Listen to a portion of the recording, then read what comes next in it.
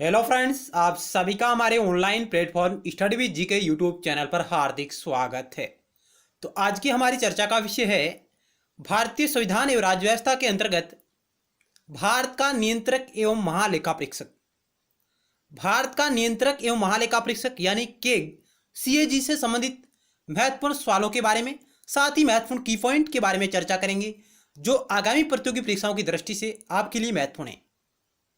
Keg से संबंधित पिछले वर्षों में किस प्रकार के प्रश्न पूछे गए हैं, साथ ही आगामी प्रतियोगी परीक्षाओं की दृष्टि से किस प्रकार के प्रश्न पूछे जा सकते हैं, उन्हीं प्रश्नों पर हमारी चर्चा रहेगी। तो आइए शुरुआत करते हैं। यदि आपको हमारा प्रयास अच्छा लग रहा तो आप इसे लाइक करें और अपने दोस्तों के साथ शेयर भी करिएगा। यदि आपने अभी तक हमारे YouTube channel study with GK को सब्सक्राइब नहीं किया तो आप इसे जरूर सब्सक्राइब करें और उसके बाद पास में बेल के आइकन यानी घंटे को भी जरूर दबाएं ताकि नेक्स्ट टाइम वीडियो सीरीज का नोटिफिकेशन आपके पास तुरंत पहुंच जाए। यदि आप हमारे YouTube channel study with GK की प्लेलिस्ट पर विजिट कर सकते हैं, जहां आपको अन्य और महत्वपूर्ण वीडियो सीरीज उपलब्ध है, वहां आपको मिल जाएगी। और आप साथ ही हमारे टेलीग्राम चैनल से जुड़ सकते हैं, जिसका लिंक इसी वीडियो सीरीज के नीचे डिस्क्रिप्शन बॉक्स में दिया गया है। तो पहला सवाल आपकी स्क्रीन पर रहा है ये।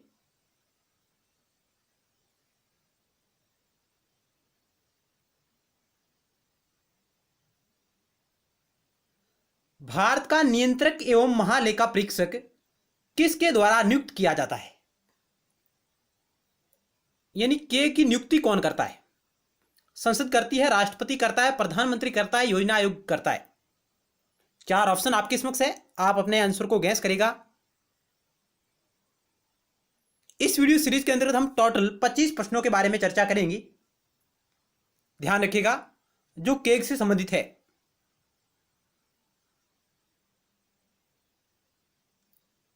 पहले नंबर सवाल का ऑप्शन बी राइट होगा,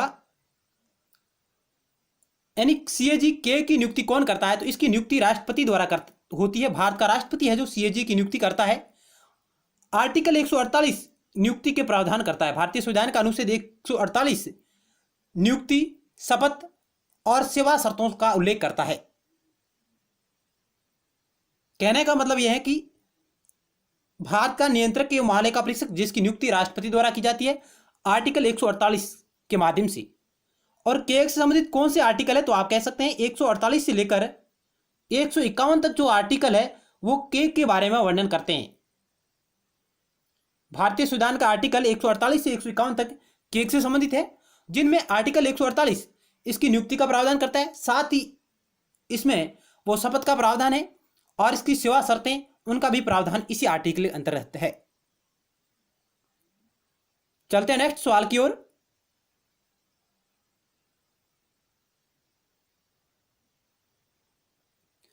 नियंत्रक एवं महालेखा परीक्षक के वेतन एवं भत्ते और अन्य सेवा शर्तों का निर्धारण कौन करता है?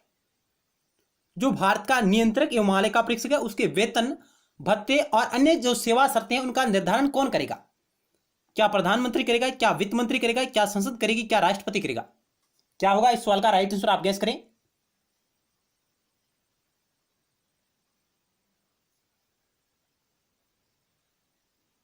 तो इस क्वेश्चन का ऑप्शन सी राइट होगा। भारत की संसद है जो के वेतन, भत्ते और अन्य जो सेवा शर्तें हैं उसका निर्धारण करती है।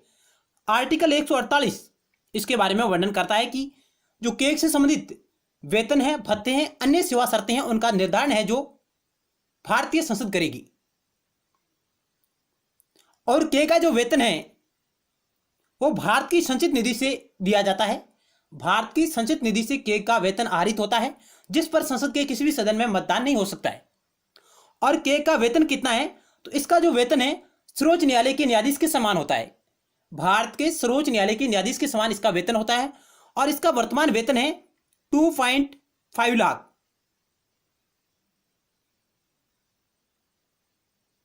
यानी 2,50,000 रुपये इसका वेतन है पर मंथ। केग का वेतन 2,50,000 रुपये है पर मंथ।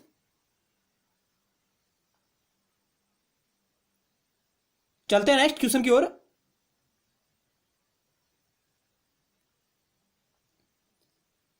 भारत के नियंत्रक एवं महालेखा परीक्षक को किस प्रकार पद से हटाया जा सकता है? यानी इस केग को आप किस प्रकार पद से हटा सकते हैं अपने पद से? उसके विरुद्ध न्यायालय में अभियोग दाखिल करके, ऑप्शन ए। ऑप्शन बी कह रहा है उच्चतम न्यायालय के न्यायाधीश को पद से हटाने की प्रक्रिया की तरह राष्ट्रपति से अपील करके, और ऑप्शन डी कह रहा है उसे किसी भी प्रकार से नहीं हटाया जा सकता। तो 3 नंबर सवाल का क्या होगा राइट आंसर, आप अनुमान लगाएं। 4 ऑप्शन आपके समक्ष रहे।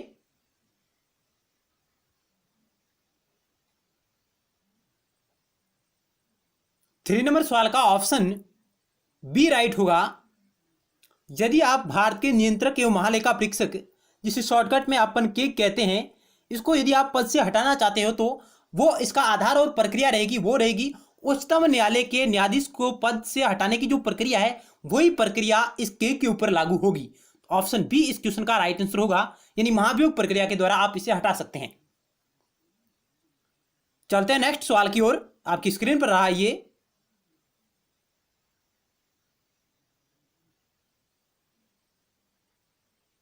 फोर नंबर सवाल क्या कह रहा है कि नियंत्रक एवं महालेखा परीक्षक के कार्यों की निगरानी कौन सी समिति द्वारा की जाती है? प्राक्कलन समिति, लोक लेखा समिति, राष्ट्रपति द्वारा गठित समिति, प्रधानमंत्री द्वारा गठित समिति के द्वारा। यानी जो भारत का जो नियंत्रक एवं महालेखा परीक्षक है उसके कार्यों की निगरानी कौन सी समिति द्वारा की जाती है? जो भारत का नियंत्रक और महालेखा परीक्षक जो रिपोर्ट राष्ट्रपति को सौंपता है या राज्यपाल को सौंपता है, केंद्र सरकार से संबंधित ये रिपोर्ट राष्ट्रपति को देता है और राज्यों से संबंधित रिपोर्ट यह राज्यों के राज्यपाल को संदर्भित करता है। यह कह रहा है कि उसकी रिपोर्टों की जांच या उनकी रिपोर्टों की जो निगरानी है वो कौन सी समिति करती है? प्राक्कलन समिति, लोक लेखा समिति, राष्ट्रपति द्वारा गठित समिति, प्रधानमंत्री द्वारा गठित समिति। तो 4 नंबर सवाल का ऑप्शन बी राइट होगा। लोक लेखा समिति है जो नियंत्रक एवं महालेखा परीक्षक के कार्यों की निगरानी करती है, उसकी रिपोर्ट की जांच करती है। और भारत का नियंत्रक और महालेखा परीक्षक यह लोक लेखा समिति के मार्गदर्शक एवं मित्र के रूप में भूमिका भी अदा करता है। ध्यान रखिएगा ये फैक्ट। यानी भारत का नियंत्रक एवं महालेखा परीक्षक लोक लेखा समिति के गाइड, मित्र और मार्गदर्शक के रूप में भी कार्य करता है।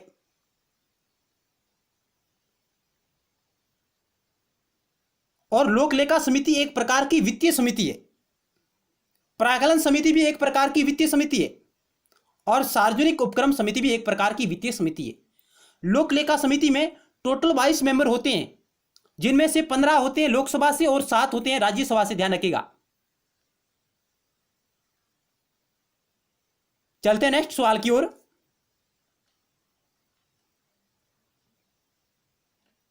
जो किए गए संसद की लोक लेखा समिति के गाइड, मित्र और मार्गदर्शन के रूप में कार्य करता है। नेक्स्ट सवाल 5 नंबर आपकी स्क्रीन पर रहा ये। किस सेवानिवृत्त नियंत्रक एवं महालेखा परीक्षक को वित्त आयोग का अध्यक्ष बनाया गया? यानी किस सेवानिवृत्त? ए.के. चंद्रा, ए.के. राय, ज्ञान प्रकाश, विनोद राय। क्या होगा इस क्वेश्चन का राइट आंसर? भारत के किस सेवानिवृत्त नियंत्रक एवं महालेखा परीक्षक को वित्त आयोग का अध्यक्ष बनाया गया था? तो 5 नंबर सवाल का ऑप्शन ए राइट होगा। ए.के. चंद्रा जो भारत के दूसरे नियंत्रक एवं महालेखा परीक्षक थे, भारत के दूसरे नियंत्रक एवं महालेखा परीक्षक थे, उन्हें वित्त आयोग का अध्यक्ष बनाया गया था साथियों। और इनकी जो 7 नंबर नियंत्रक एवं महालेखा परीक्षक के पद का वर्णन किस अनुच्छेद में किया गया? यानी जो भारत का किए गए इसका पद है, जो इसका वर्णन कहां पर मिलता है? अनुच्छेद 148, 149, 142, 146। तो इस क्वेश्चन का ऑप्शन ए राइट होगा। भारतीय संविधान का आर्टिकल 148 के पद के बारे में वर्णन करता है। 7 नंबर सवाल आपकी स्क्रीन पर रहा। महालेखा परीक्षक की शक्तियों एवं कार्यों का वर्णन किस अनुच्छेद में किया गया? यानी नियंत्रक एवं महालेखा परीक्षक की शक्तियों एवं कार्यों का वर्णन किस अनुच्छेद में किया गया है?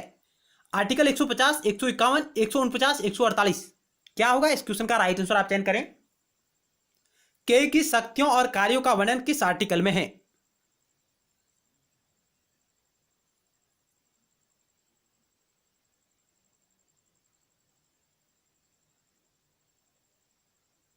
तो क्या होगा 7 नंबर सवाल का राइट आंसर? आप चयन करें।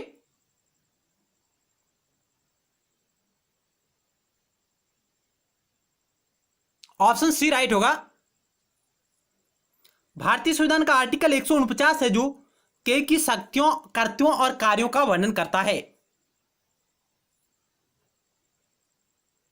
जबकि आर्टिकल 148 है जो इसके के पद की व्यवस्था करता है। साथ ही यह राष्ट्रपति के द्वारा शपथ ग्रहण करेगा, यानी राष्ट्रपति के समक्ष शपथ लेगा, इसका प्रावधान करता है। और वेतन भत्ते और अन्य सेवा शर्तें हैं उनका जो वर्णन है वो आर्टिकल 148 में किया गया है। जबकि आर्टिकल 150 है यह बात करता है संघ तथा राज्यों के लेखों के प्रकार, यानी संघ तथा राज्यों के जो लेखे हैं उनके प्रकारों के बारे में यह बात करता है आर्टिकल 150। और आर्टिकल 151 इसके बारे में बात करता है जो केग अपनी रिपोर्ट देगा, जो अंकेक्षण प्रतिवेदन है वो किसको देगा, यह बात करता है आर्टिकल 151।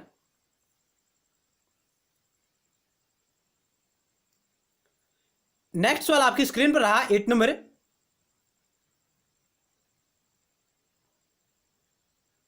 यह कथन किसका है कि भारतीय संविधान का सबसे महत्वपूर्ण अधिकारी पद नियंत्रक महालेखा परीक्षक का पद है। यह कथन किस विद्वान ने कहा है नियंत्रक एवं महालेखा परीक्षक के संबंध में? जवाहरलाल नेहरू, सरदार वल्लभ भाई पटेल, डॉक्टर राजेंद्र प्रसाद, डॉक्टर भीमराव अंबेडकर। किस विद्वान ने कहा कि भारतीय संविधान का सबसे महत्वपूर्ण यदि अधिकारी होगा तो वो भारत का नियंत्रक एवं महालेखा परीक्षक का पद होगा? यह विचार किसने व्यक्त किए थे? तो इस क्वेश्चन का ऑप्शन डी राइट होगा, डॉक्टर भीमराव अंबेडकर ने यह बात कही है। ऑप्शन डी इस क्वेश्चन का राइट आंसर हो जाएगा।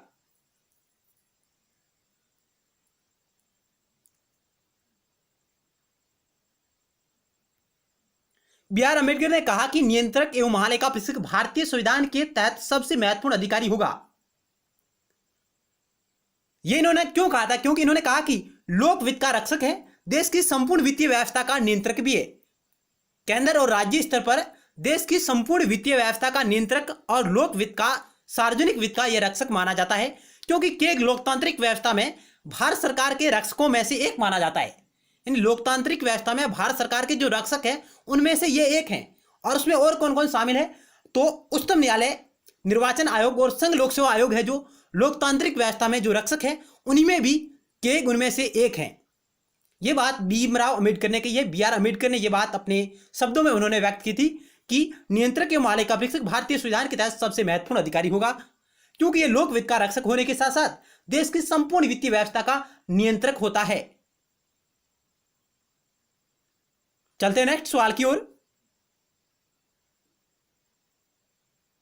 9 नंबर सवाल क्या कह रहा है कि केग को शपथ कौन दिलाता है? केग को शपथ कौन दिलाता है? राष्ट्रपति, उपराष्ट्रपति, प्रधानमंत्री, मुख्य न्यायाधीश।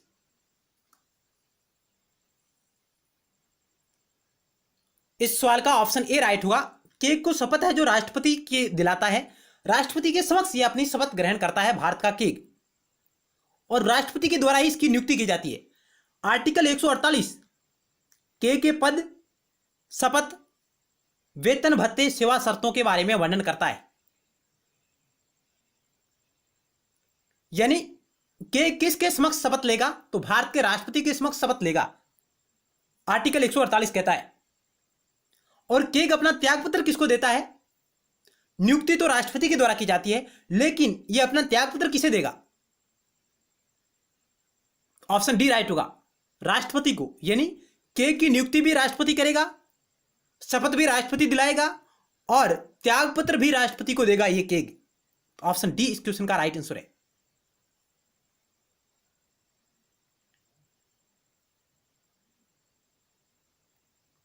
केग अपनी रिपोर्ट केंद्र स्तर पर किसे देता है? यानी केग अपनी रिपोर्ट केंद्र स्तर पर किसको देता है? प्रधानमंत्री को, राष्ट्रपति को, उपराष्ट्रपति को, लोकसभा अध्यक्ष को। तो 11 नंबर सवाल का ऑप्शन बी राइट होगा, राष्ट्रपति को। केंद्र स्तर पर केग है जो अपनी रिपोर्ट वो राष्ट्रपति को देता है और राष्ट्रपति उसे संसद के पटल पर रखता है। क्वेश्चन नंबर 12 क्या कहता है कि केग राज्य स्तर पर अपनी रिपोर्ट किसे देता है? यानी राज्य सरकारों के स्तर पर जो केग अपनी रिपोर्ट किसको देगा? प्रधानमंत्री को, मुख्यमंत्री को, राष्ट्रपति को, राज्यपाल को। तो इस सवाल का ऑप्शन डी राइट होगा। राज्य स्तर पर यह अपनी रिपोर्ट राज्यपाल को सौंपता है, संबंधित राज्य के राज्यपाल को अपनी रिपोर्ट देता है जो राज्य स्तर से संबंधित है। और राज्यपाल विधानमंडल के समक्ष यानी विधानमंडल के पटल पर इसे रखता है। और ये प्रावधान कहाँ है? तो ये प्रावधान आप कैसे हैं कि आर्टिकल 151 इसके बारे में प्रावधान करता है। अंकेक्षण प्रतिवेदन के का अंकेक्षण जो प्रतिवेदन है वो यही है। आर्टिकल 151 इसके बारे में बात करता है कि वह रिपोर्ट केंद्र स्तर से संबंधित राष्ट्रपति को और राज्य स्तर से संबंधित राज्यपाल को सौंपेगा। यह बात आर्टिकल 151 में वर्णित है।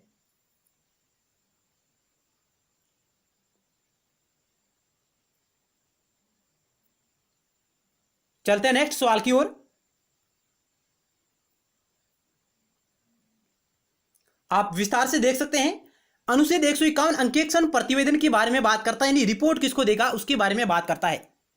तो केंद्र के खातों से संबंधित अपनी ऑडिट रिपोर्ट को राष्ट्रपति को सौंपता है, जो संसद के दोनों सदनों के पटल पर रखी जाती है। ध्यान रखिएगा, आर्टिकल 151 के तहत केंद्र के खातों से संबंधित अपनी ऑडिट रिपोर्ट को राष्ट्रपति को सौंपता है, जो संसद के दोनों सदनों के पटल पर रखी जाती है। जबकि किसी राज्य के खातों से संबंधित अपनी ऑडिट रिपोर्ट राज्यपाल को सौंपता है, जो राज्य विधानमंडल के समक्ष रखी जाती है, उसके पटल पर रखी जाती है। यह प्रावधान आर्टिकल 151 में वर्णन है।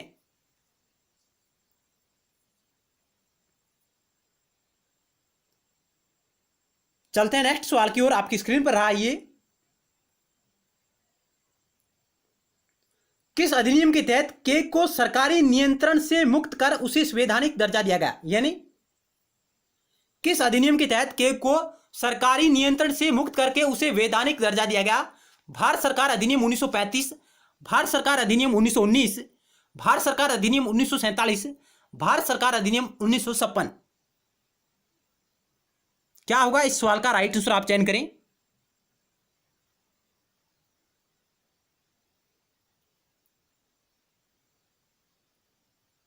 यानी नियंत्रक एवं महालेखा परीक्षक को स्वतंत्र है, जो उसे मुक्त करके उसे वैधानिक दर्जा प्रदान किया गया, उसे स्वतंत्रता प्रदान की गई किस अधिनियम के तहत?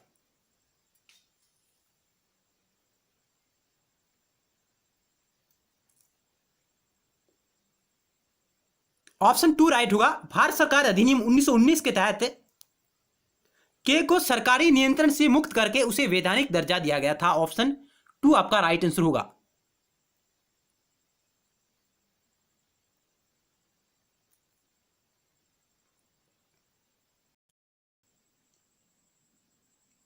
यहां आप एक महत्वपूर्ण फैक्ट नोट कर सकते हैं कि सर्वप्रथम भारत में कब के की व्यवस्था की गई थी। तो बात आती है 1858 की। 1858 में भारत में सर्वप्रथम महालेखाकार का कार्यालय स्थापित हुआ था।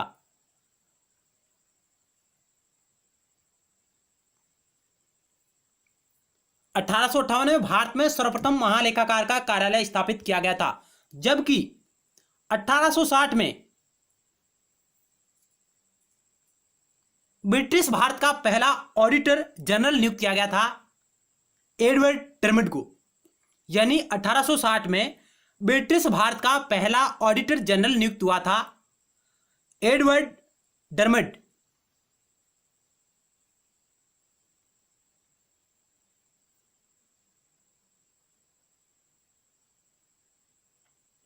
(1860) में ब्रिटिश भारत का पहला ऑडिटर जनरल नियुक्त किया गया था एडवर्ड डर्मट को। ध्यान रखिएगा।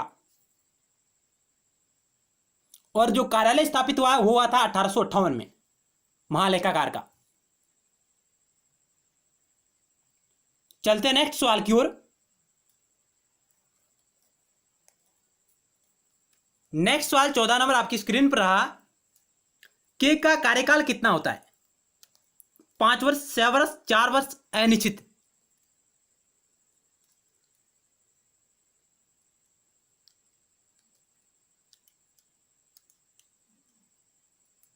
ऑप्शन बी राइट होगा। इसका कार्यकाल 6 वर्ष का होता है। 6 वर्ष या 65 वर्ष जो भी पहले हो। 6 वर्ष या 65 वर्ष जो भी पहले हो। ऑप्शन बी राइट होगा। नेक्स्ट सवाल आपकी स्क्रीन पर रहा। भारत के प्रथम नियंत्रक महालेखा परीक्षक कौन थे? भारत के प्रथम नियंत्रक महालेखा परीक्षक कौन थे? H Ranganathan, Gyan Prakash, V Narahari Rao, Vinod Rai. Option C right होगा। वी नरहरि राव है जो भारत के प्रथम नियंत्रक एवं महालेखा परीक्षक बने थे स्वतंत्र भारत के, और इनका कार्यकाल था 1948 से 1954। 1948 से 1954 तक ये भारत के नियंत्रक एवं महालेखा परीक्षक बने थे। उसके बाद ए.के. चंद्रा को भारत का दूसरा नियंत्रक एवं महालेखा परीक्षक नियुक्त किया गया था। चलते हैं नेक्स्ट सवाल में। नीति यानी केंद्र सरकार के व्यय को नियंत्रित करने की शक्ति किसमें निहित है? 4 ऑप्शन आपके समक्ष रहे। तो ऑप्शन सी राइट होगा, नियंत्रक एवं महालेखा परीक्षक में।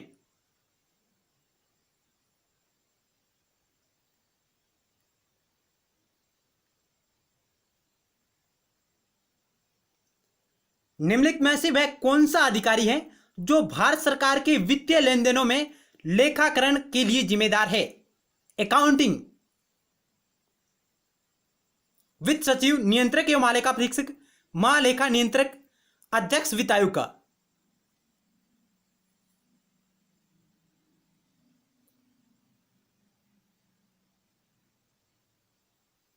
तो इस क्वेश्चन का ऑप्शन है सी राइट होगा, महालेखा नियंत्रक। नियंत्रक एवं महालेखा परीक्षक और महालेखा नियंत्रक दोनों अलग अलग पद है, ध्यान रखिए साथियों। जो नियंत्रक एवं महालेखा परीक्षक जिसे तो आप के कहते हैं CAG, जबकि महालेखा नियंत्रक है इसे आप कहते हैं CGA। यह सवाल परीक्षाओं में पूछा गया है और कहीं पुस्तकों में आपको ऑप्शन बी भी दिखाई देगा, यानी कुछ गाइड है उनमें आपको ऑप्शन बी दिया हुआ मिलेगा, लेकिन इसका सही आंसर ऑप्शन सी राइट होगा, महालेखा नियंत्रक। ऑप्शन सी इस क्वेश्चन का राइट आंसर होगा, क्योंकि 1967 से भारत का जो केग है उसे केंद्र सरकार के जो लेखांकन है उससे उसे मुक्ति प्रदान कर दी गई है। ऑप्शन सी इस क्वेश्चन का राइट आंसर है। चलते हैं नेक्स्ट क्वेश्चन की ओर।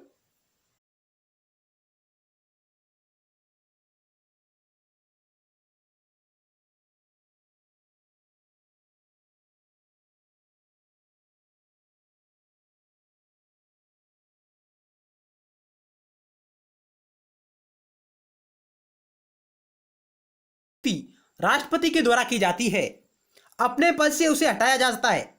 ऑप्शन ध्यान से सुनिए। राष्ट्रपति द्वारा, संसद के दोनों सदनों के संबोधन पर, सर्वोच्च न्यायालय द्वारा, राष्ट्रपति की सिफारिश पर सर्वोच्च न्यायालय द्वारा।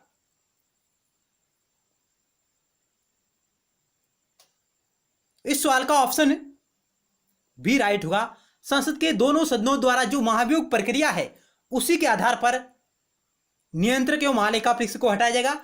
जो सर्वोच्च न्यायालय के न्यायाधीश के ऊपर जो महाभियोग प्रक्रिया और जो आधार है उसी के आधार पर भारतीय संसद के दोनों सदनों के माध्यम से इसे हटाया जा सकता है।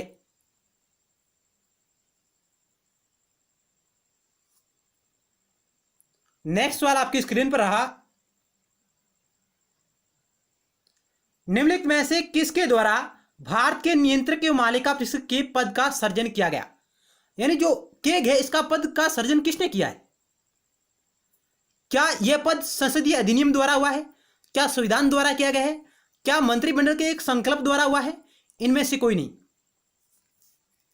यानी जो भारत के नियंत्रक एवं महालेखा परीक्षक का जो पद है उसका सृजन किया गया था। 4 ऑप्शन आपके समक्ष है, क्या होगा राइट आंसर?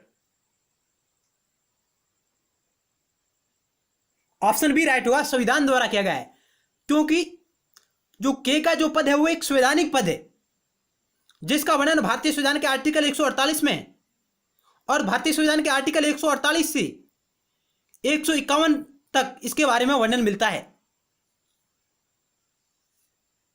22 नंबर सवाल आपकी स्क्रीन पर रहा,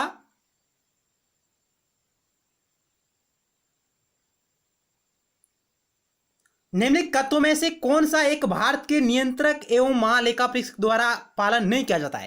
यानी इनमें से वो कर्तव्य कौन सा है जिसका पालन भारत का केग नहीं करता है, नियंत्रक एवं महालेखा परीक्षक नहीं करता है? भारत की संचित निधि से होने वाली सभी व्ययों की लेखा परीक्षा करना और उनके संबंध में प्रतिवेदन प्रस्तुत करना, ऑप्शन ए। ऑप्शन बी कह रहा है आकस्मिक निधि और लोक लेखाओं से होने वाले सभी व्ययों की लेखा परीक्षा करना और उनके संबंध में प्रतिवेदन प्रस्तुत करना। भारत सरकार के सभी व्यापार, निर्माण, लाभ और हानि लेखाओं की लेखा परीक्षा करना और उनके संबंध में प्रतिवेदन प्रस्तुत करना। ऑप्शन डी कह रहा है सार्वजनिक धन की प्राप्ति और निर्गम का नियंत्रण करना और यह सुनिश्चित करना कि सार्वजनिक राजस्व राजकोष में जमा हो। इनमें से आपको राइट आंसर का चयन करना है।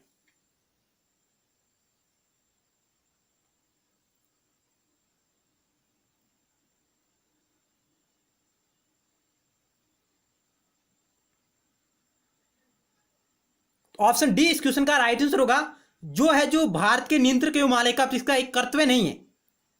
ऑप्शन डी राइट होगा। चलते हैं नेक्स्ट सवाल की ओर। निम्नलिखित में से कौन भारत में सार्वजनिक प्रस का संरक्षक भी कहलाता है? सार्वजनिक धन का संरक्षक या सार्वजनिक जो बटुआ है उसका संरक्षक कहलाता है नियंत्रक एवं मालिका परीक्षक, भारत का राष्ट्रपति, प्रधानमंत्री, सर्वोच्च न्यायालय। तो 23 नंबर सवाल का ऑप्शन एक राइट होगा। भारत का नियंत्रक एवं मालिका परीक्षक भारत में सार्वजनिक धन का संरक्षक कहलाता है, प्रस का संरक्षक कहलाता है। 24 नंबर सवाल आपकी स्क्रीन पर है। ये निम्नलिखित में से किसकी लेखा समीक्षा करने का अधिकार नियंत्रक एवं मालिका परीक्षक को है? यानी इनमें से चार ऑप्शनों में से कौन सा है जिसकी समीक्षा करने का अधिकार केग को है? भारत की संचित निधि, राज्यों की संचित निधि, प्रत्येक संघ शासित प्रदेश जहां विधानसभा हो उसकी सभी व्यय संबंधी लेखा, उपरोक्त सभी।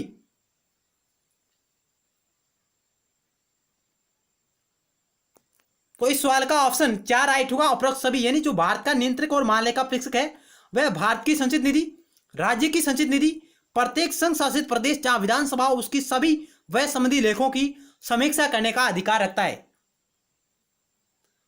नेक्स्ट सवाल आपकी स्क्रीन पर रहा। 25 नंबर क्या कहता है कि सवाल क्या कह रहा है कि लेखा परीक्षण का मुख्य उद्देश्य किसके व्यय पर नियंत्रण करना होता है? लेखा परीक्षण का मुख्य उद्देश्य किसके व्यय पर नियंत्रण करना होता है? कार्यपालिका, न्यायपालिका, व्यवस्थापिका, इनमें से कोई नहीं। तो इस सवाल का ऑप्शन ए राइट होगा। कार्यपालिका जो खर्च करती है, धन जो व्यय करती है, उसके ऊपर नियंत्रण करने का जो उद्देश्य है, जो लेखा परीक्षण का मुख्य उद्देश्य होता है। जो भारत का केग है वो किन किन की लेखा परीक्षा कर सकता है? तो इसके बारे में आर्टिकल 151 कहता है, जो अंकेक्षण प्रतिवेदन है कि वह भारत की संचित निधि, प्रत्येक राज्य की संचित निधि और प्रत्येक संघ शासित प्रदेश की जहां विधानसभा हो उसके सभी व्यय संबंधी लेखाओं की परीक्षा करना नियंत्रक एवं महालेखा परीक्षक का कर्तव्य है। दोबारा ध्यान से सुनिएगा। भारत की संचित निधि, साथ ही प्रत्येक राज्य की संचित निधि, साथ ही प्रत्येक संघ शासित प्रदेश की सभी व्यय, विधानसभा के सभी व्यय संबंधी लेखाओं की परीक्षा करने का जो कर्तव्य है, जो अधिकार है, वो नियंत्रक एवं महालेखा परीक्षक के पास है। इसके अलावा वह भारत की आकस्मिक निधि और लोक लेखा सहित प्रत्येक राज्य की आकस्मिक निधि संबंधी जो व्यय होते हैं उनकी लेखा परीक्षा भी करता है। यानी वह भारत की आकस्मिक निधि, साथ ही भारत की लोक लेखा सहित प्रत्येक राज्य की आकस्मिक निधि से संबंधित जो भी व्यय होते हैं उनकी लेखा परीक्षा करता है।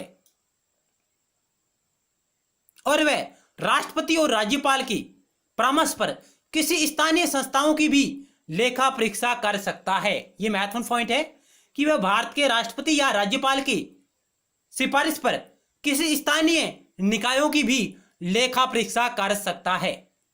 तो फ्रेंड्स, इस वीडियो सीरीज के अंतर्गत हमने भारत के नियंत्रक और महालेखा परीक्षक से संबंधित महत्वपूर्ण सवालों के बारे में चर्चा की। आपको हमारा प्रयास किस प्रकार लगा, आप कमेंट बॉक्स के माध्यम से अपने अमूल्य सुझाव दीजिएगा।